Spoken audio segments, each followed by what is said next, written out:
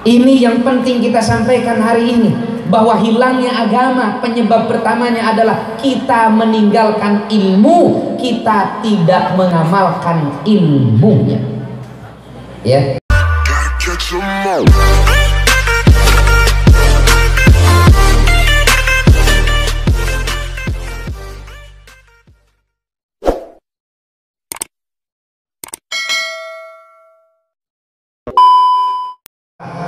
Ketiga kalinya lisan mulia Sayyiduna ditutup oleh makhluk itu, lalu si makhluk tersebut membacakan kalimat-kalimat yang belum pernah didengar oleh Sayyiduna sebelumnya. Kata makhluk itu, Iqra bismi rabbikal ladzi khalaqal insana min Iqra wa rabbukal alladzi 'allama bil 'allamal insana malam. Ini betahnya macam ketungtungna we ungkul. Kholak, alak, kolam, ya'lam. Setelah membacakan ayat itu, papunten karbusma atos disimpan di mobil. Nanti kita gelar sorban ya. Nah, eta Rasulullah ibu ruwasieun kabayang pakurang nyalira tengah wengi di tengah gunung, tiba-tiba aya nu kitu nya panginten saur bahasa murang kali urang teh makhluk itu datang tak diundang, pulang tak di lain jaya langkung Jibril nu dieu teh jaya langkung. Eta Rasulullah ruwasieun patitu turubun mulih ka bumina. Begitu datang ke rumahnya, Rasulullah teh saking sieuna, saking rewasna menggigil seperti kedinginan. Dibukakeun panto ku Siti Khadijah, katingali suami tercinta sapertos anu tiris, dicanak ka kamar lajeng diebogkeun disimutan. Eta dina lebet salimut Pak Rasulullah hariwus-wus. Bieu di Guha Hiro aya nu kieu kieu kieu kieu. Hatinya resah, perasaannya gelisah, dan ibu tahu ketika hati Sayyiduna resah, perasaannya gelisah, tiba-tiba keluar dari lisan istri tercinta kalimat-kalimat yang menyejukkan hati suami seperti embun menghujani bumi. Saur Siti Khadijah teh, suamiku, aku mengenalmu bukan 1-2 tahun, aku mengenalmu itu puluhan tahun. Kau itu orang baik, ucapan, perilaku, dan statusmu di Facebook belum pernah menyinggung orang. La takhaf wa la tahzan, jangan takut, jangan bersedih. Yang terjadi barusan di Guha Hiro adalah kebaikan karena kau orang baik. Tenang ibu, manah Rasulullah teh usaha ditenangkeunana ku Siti. Poin katilu, Siti Khadijah itu istri yang pandai menenangkan hati suami. Pertarosan kang ibu-ibu, bu salami dipihukum ku caroge, ibu sering nenangkeun manah caroge atanapi sering ngarudahkeun pikiran salaku?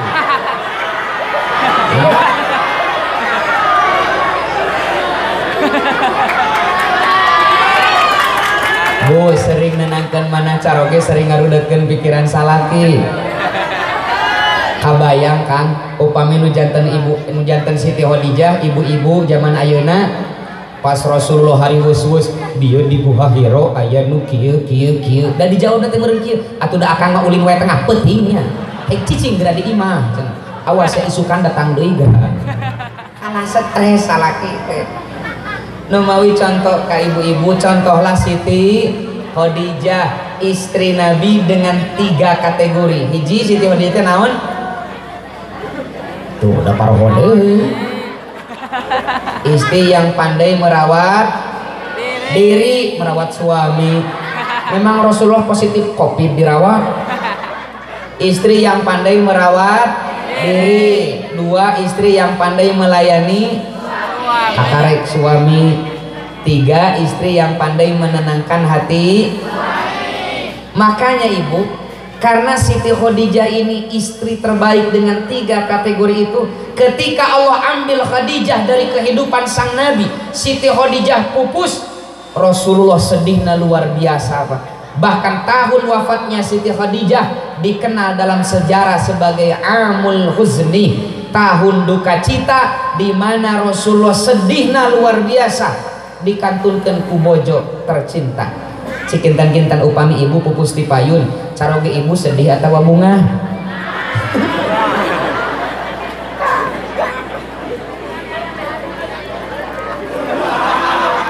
Nih tolong dicatat, kabayang Pak, istri yang pandai merawat diri, pandai melayani suami, pandai menenangkan hati suami, istri satu-satunya. Ini mohon dicatat ibu, Siti Khadijah itu istri Nabi satu-satunya.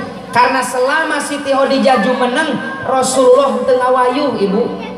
Selama Siti Khadijah jumeneng, Rasulullah tidak berpoligami. Rasul berpoligami setelah Siti Khadijah pupus. Iya bekal ibu-ibu anu nuju mayunan caroge hoyong ngawayuh dengan alasan sunnah Rasul. Misalkan enging teh caroge ibu teh lelenehan ka ibu, mah geningan urang teh wajibnya nyontok ka Rasulullah atuh nya mohon dari bapak henteu kira-kira mamah ngadukung moal lamun bapak nyontok ka Rasul atuh nya kan maksudna naon sih nya cenah hoyong poligami. Nah ibu teteh kenging waka emosi mangga bapak bade ngawayuh mah da eta diperbolehkeun ku agama. Tapi upami leres bapak poligami hoyong nyontok ka Rasulullah pan aya hiji syaratna Pak ulah hilang naon mah adil lain naon atuh lengkahan heula mayu aing gitu kan. Da Rasulullah mah poligaminya setelah istri pertamanya wafat. Janten ka bapak-bapak anu ayeuna ngebet hoyong namih bojo sing rajin-rajin ngadua ti ayeuna mudah-mudahan bojo pertamana engal.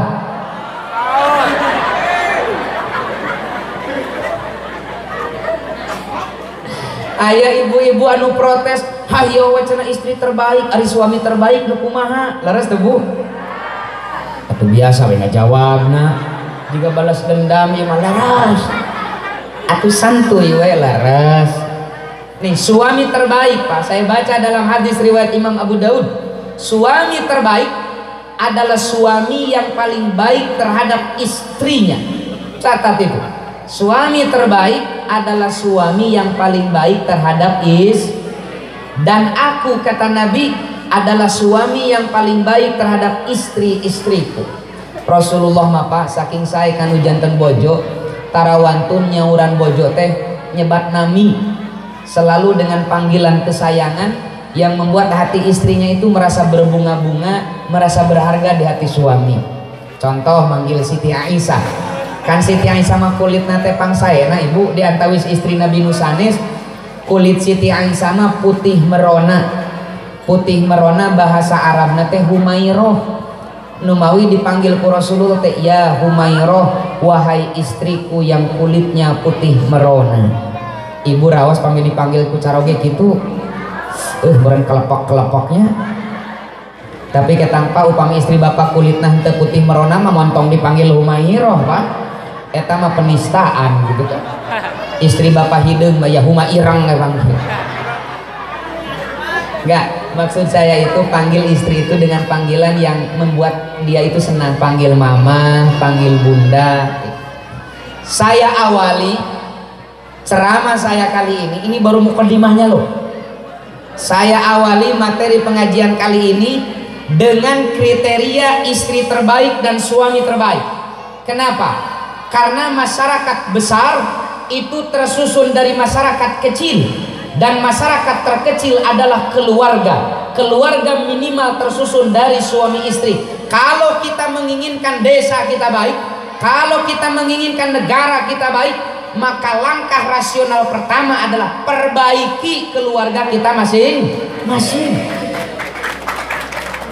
Logikanya seperti itu. Kalau satu desa Kalimanggis setiap rumahnya diisi oleh istri terbaik bagi suaminya, suami menjadi suami terbaik bagi istrinya, seluruh suami istri, seluruh keluarga di Kalimanggis seperti ini, saya yakin baldatun thayyibatun wa rabbun ghafur bukan hanya doa dan harapan, tapi juga kenyataan yang bisa kita rasakan. Kenapa? Karena masyarakat besar tersusun dari masyarakat kecil, dan masyarakat terkecil adalah Numawi jauh-jauh hari Allah bersabda ku anfusakum wa ahlikum. Itu satu. Jadi dalam peringatan tahun baru Hijriah ini, mari sama-sama kita tajdidun niat. Perubahan besar selalu dimulai dengan perubahan kecil. Memperbaiki satu masyarakat besar dimulai dari memperbaiki masyarakat terkecil, penyusun masyarakat yang besar itu, yaitu keluar. Yang kedua, saya awali pengajian kita kali ini dengan kisah pewahyuan pertama. Saya ingin mengajak hadirin sekalian, ketika Rasulullah bingung bagaimana cara merubah masyarakat, ternyata solusi dari Allah pertama itu adalah Iqra. Seolah-olah Allah itu ingin mengatakan begini, wahai kekasihku Muhammad, kalau kau ingin memperbaiki masyarakat, kalau kau ingin membawa manusia minaz zulumati ilan nur, langkah pertama yang harus kau lakukan adalah Iqra. Baca, amati, cerdaskan umat. Mencerdaskan umat adalah langkah pertama dalam memperbaiki umat. Mencerdaskan kehidupan bangsa adalah langkah pertama dalam memajukan bangsa ini, Pak. Makanya di tahun baru ini mari sama-sama kita sadar bahwa mencerdaskan bangsa adalah langkah pertama dalam memperbaiki bangsa ini. Mencerdaskan umat adalah langkah pertama membawa umat dari ketertinggalan. Makanya baginda Nabi itu, Ibu, banyak sekali memotivasi kita umatnya supados rajin tolabul ilmi, rajin ngaos. Misalkan dalam hadis riwayat Imam Muslim, sahur Rasulullah, tidaklah satu kaum berkumpul di satu majlis yang di dalamnya dibacakan ayat-ayat Allah, disampaikan ilmu-ilmu yang bermanfaat, illa haffat alaihimul malaikah, kecuali majlis itu dinaungi dengan sayap-sayap malaikat yang sedang bergemuruh memohonkan ampunan kepada Allah. Sekarang, hari ini, saat ini, Ibu, malaikat nuju ngadoakeun urang sadayana, mudah-mudahan urang anu aya di dieu dihapunten sadaya dosa perdosana ku Allah Subhanahu wa taala. Ayah sahabat nunaros, ya Rasul kumaha ieu mah hadir di majelis ilmu tapi lain ngaji, naon atuh ngadon kulem. Ari nu kitu masih didoakeun ku malaikat. Saur Rasulullah sarua yang tidur di pengajian juga didoakan oleh malaikat. Ini kabar gembira bagi Anda yang suka tidur ketika pengajiannya. Ternyata kisah kita masih tetap didoakan oleh malaikat. Yang kedua, motivasi Sayyidina Muhammad itu, tidaklah satu kaum melangkahkan kakinya ke majelis ilmu kecuali Allah catat setiap langkah kanannya menghapus dosa, langkah kirinya meningkatkan derajat di sisi Allah Subhanahu wa ta'ala. Ibu mapah di bumi masing-masing, sumping kapangaosan, yakin Ibu setiap langkah kanan kita menghapus dosa, langkah kiri kita meningkatkan derajat. Kumaha jang da Ibu mah henteu mapah naik motor, ban hareup ngahapus dosa, ban tukang ningkatkeun derajat. Jadi di awal tahun baru ini mari sama-sama kita mempersiapkan hati kita, memperbaiki niat kita bahwa mencari ilmu adalah solusi pertama dalam memperbaiki diri dan masyarakat. Urang selang gelaku gelar sorban, sedikit apapun yang kita sisihkan maka tidak akan lepas dari pertimbangan dan balasan Allah Subhanahu wa ta'ala. Ka panitia disayogikeun sorbana teu aya sorban gelar kardus we atuh. Di solawatan kan? Di bari solawat panitia silakan gelar sorban. Abdi mah hapunten soantana rada serak-serak bau gitu Pak. Jadi kirang raos pameka kuping. Kita selang dulu dengan solawatan dan gelar sorban, nanti kita lanjutkan kembali.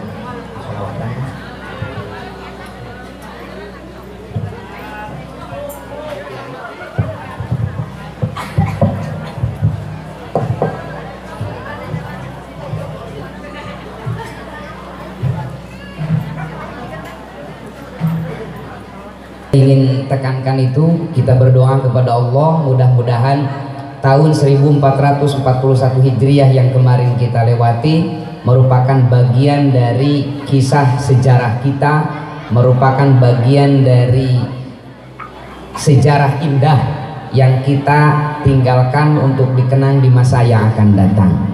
Mungkin sejarah itu saya sampaikan kemarin di kaum Manojaya itu, sejarah yang kita ciptakan itu kan ada dua, Pak. Satu sejarah indah, dua sejarah yang tidak indah. Ilustrasinya begini, Bu. Ada ibu-ibu muda yang ditinggal wafat oleh suaminya.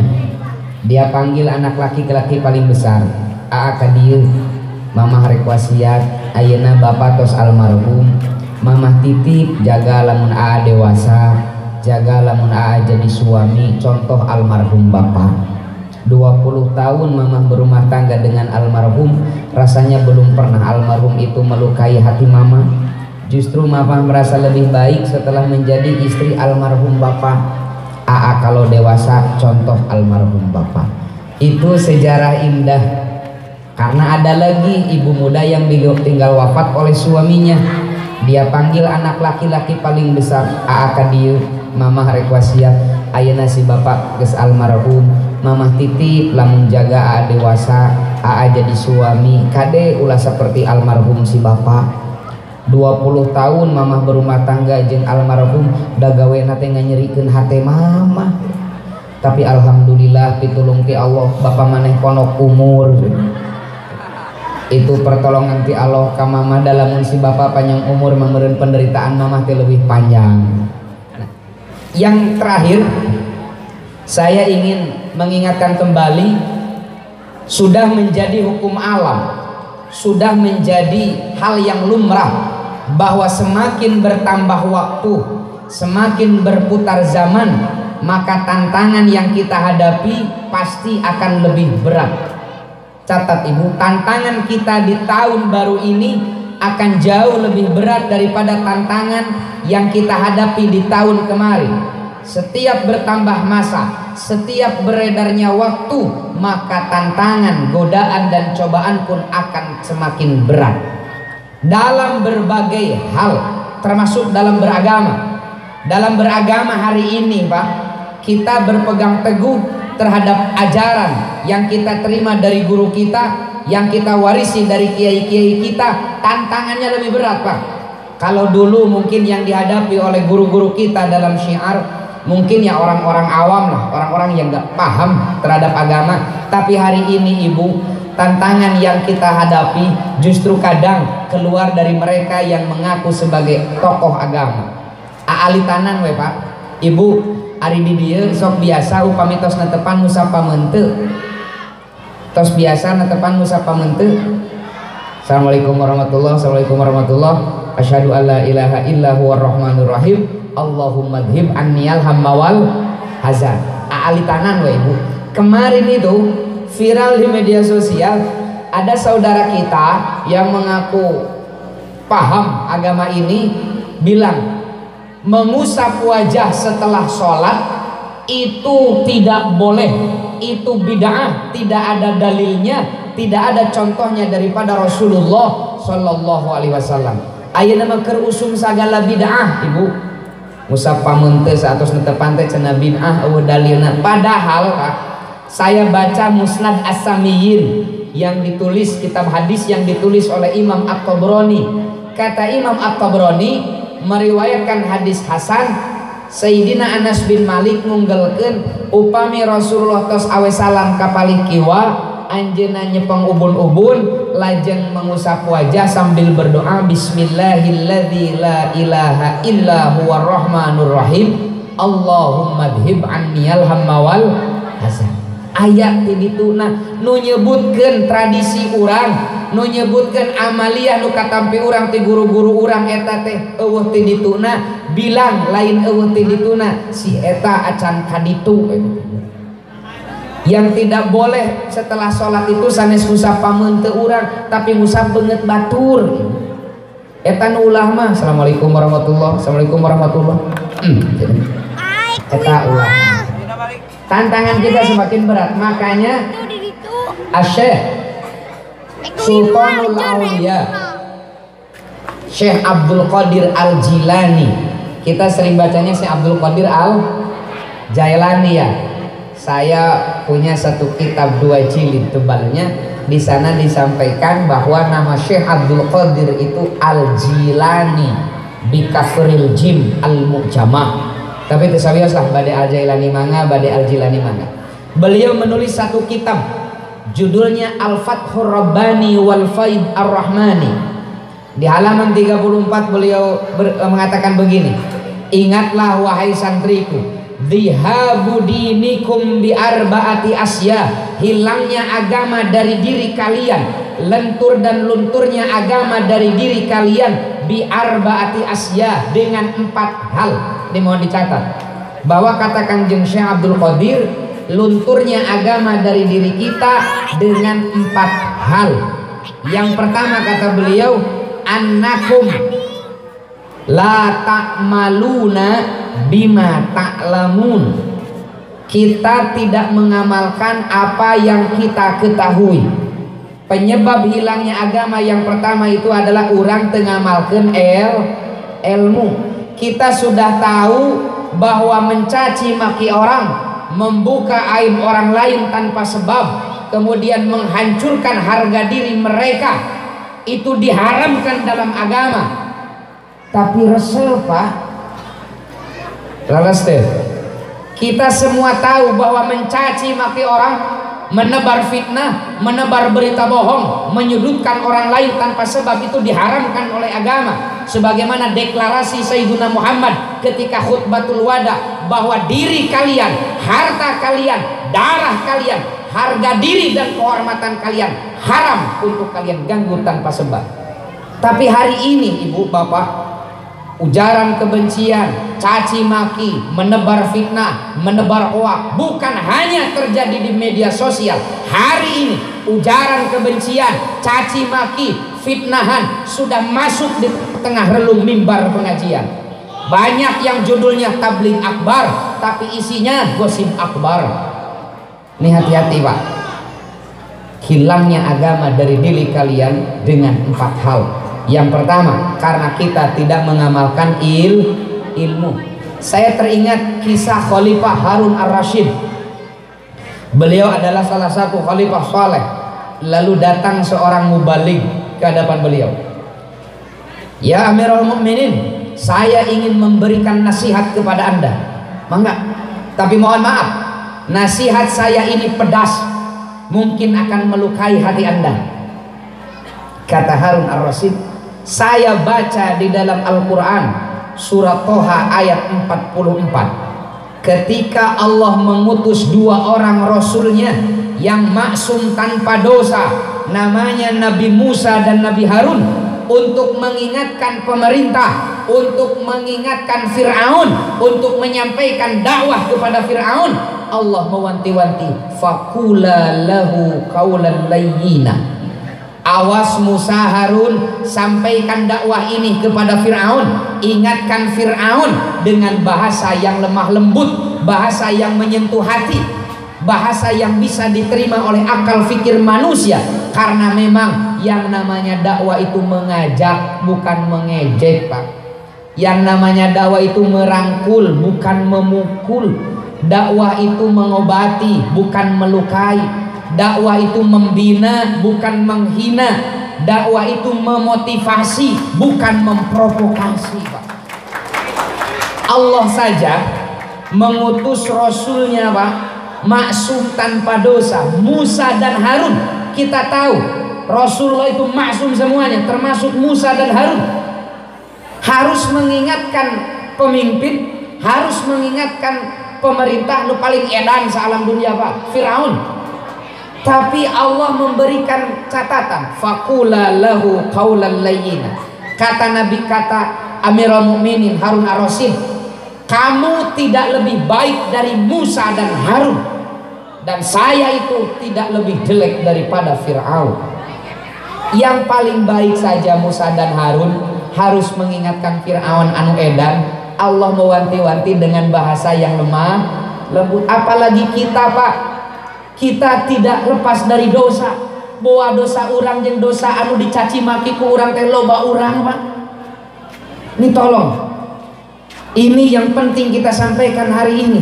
bahwa hilangnya agama penyebab pertamanya adalah kita meninggalkan ilmu, kita tidak mengamalkan ilmunya. Ya. Yang kedua kata Kangjeng Syekh, annakum ta'maluna bima la ta'lamun. Kalian berkomentar, kalian melakukan sesuatu tanpa dasar ilmu. Hari ini banyak sekali kita beramal, kita berkomentar tanpa dasar ilmu. Allah bersabda, wala taqfu ma laisa laka bihi ilmun. Kalian jangan mengikuti sesuatu, melakukan sesuatu yang kalian tidak punya ilmunya, Pak. Ya, cobalah kita bicara proporsional dan profesional. Seorang sarjana di bidang hukum jangan bicara tentang ekonomi karena bukan profesinya. Sarjana pendidikan jangan bicara tentang tatanan politik karena bukan bagiannya. Laras Pak? Ini proporsional dan profesionalisme. Hari ini kadang kita sering berkomentar, kadang kita sering beramal tanpa dasar ilmu. Ini hati-hati. Orang mah ahli ekonomi lain, ahli manajemen lain, tapi mengkritisi tentang tatanan ekonomi nasional, Pak. Ini hati-hati, bicara sesuai dengan ilmunya. Karena penyebab hilangnya agama kedua, kata Syekh Abdul Qadir, kalian berbicara, kalian mengatakan sesuatu, kalian melakukan sesuatu tanpa dasar ilmu. Wa kullu man bighairi ilmin ya'malu amaluhu mardudatun la tuqbalu. Kita sudah tahu itu. Yang ketiga, penyebab hilangnya agama dari diri kita, kata Kangjeng Syekh, annakum la tata'allamuna bima la ta'lamun. Anjeun hoream ngaji, Pak. Kalian tidak suka mencari sesuatu yang belum kalian tahu. Datos ngaraos jadi al-mukarram, tos janten tokoh, sehingga malu untuk mengaji kepada yang lain. Wa ma utitum minal ilmi illa qalila. Makanya tadi di awal saya sampaikan, solusi pertama dalam merubah masyarakat adalah tolabul ilmi, adalah mencerdaskan mereka. Makanya kita, para tokoh agama, para tokoh masyarakat, sebagai suri tauladan bagi masyarakat, mari sama-sama kita giatkan kembali, kita beri contoh masyarakat bagaimana semangat seorang muslim dalam mencari ilmu. Karena penyebab ketiga hilangnya agama, kata Kangjeng Syekh, karena kita malas mencari tahu. Yang keempat, kata Syekh Abdul Qadir, hilangnya agama dari diri kalian, annakum tamna'un nasa yata'allamuna bima la ya'lamun. Anjeun sok ngahalangan batur neangan ilmu, Pak. Urang sok ngahalangan batur neangan yuk urang bulanan lah, bulanan pengajian tadi tuh tadi ari masih kena pi omongan batur majang naon, mending cara urang tara pengajian tapi tepi omongan batur kan sok aya nu kitu nya, Bu. Tah pami anu kitu harewasan sia teu ngaji ge geus pi omongeun. Pami urang alim ngaos, jangan menghalangi orang lain untuk mencari ilmu. Jadi mohon dicatat, satu, hilangnya agama, kata Kangjeng Syekh, adalah karena urang teu ngamalkeun ilmu. Kedua, karena urang beramal dan bicara tanpa ilmu. Katilu, karena urang males neangan ilmu. Kaopat, urang sok ngahalangan batur milarian bersumber daripada ilmu. Sebagaimana tadi di awal, solusi pertama dari Allah untuk baginda Nabi merubah tatanan dunia adalah dengan iqra, baca, pelajari, amati. Oleh karenanya doakeun kusadayana lembaga pendidikan nu aya di lingkungan urang khususna, umumna nu aya di Indonesia sing langkung majeng, para guru, para kiai, para ustad, para mudarisna doakeun sing panjang yuswana, barokah ilmuna, barokah kulawargina. Kenapa? Karena di pundak beliau-beliau itulah, karena di lembaga pendidikan itulah kita titipkan nasib umat di masa yang akan datang. Di lembaga pendidikan itulah, di pundak para guru, di pundak para kiai itulah kita titipkan nasib umat 20-30 tahun yang akan datang. Hadirin rahimakumullah, itu saja yang bisa saya sampaikan. Teperyogi panjang-panjang hari ngaos bisi kapok kena pertama kali di diu ceramah ke 3 jam enjing pageto silaturahim deui ditaros ke ibu-ibu saha nu ceramah eta nu leutik-leutik geuning kamari pas muharaman ulah datang sia ini naon itu kamari ge 3 jam sia ngaji arek balik ti heula era atuh kan pamisa kedap mah sapertos ayeuna sajam saparapat beres enjing pageto silaturahim deui ditaros ke ibu-ibu teh saha nu ceramah eta nu alit-alit geuning kaset ti Singaparna oh jang yayan yuk ulang daratang da kamari ge sakedeung sajam ge geus beres itu maksud dari sabda Rasulullah yassiru wala tu'asyiru mudahkan jangan dipersulit basyiru wala tunafiru beri kabar gembira buat jamaah nyaman jangan membuat mereka kapok dalam beragama sakitu netiasa kapiatur hapunten anu kasuhun adanallahu wa iyyakum ajmain wallahul muwaffiq ila aqwamit thoriq wassalamualaikum warahmatullahi wabarakatuh.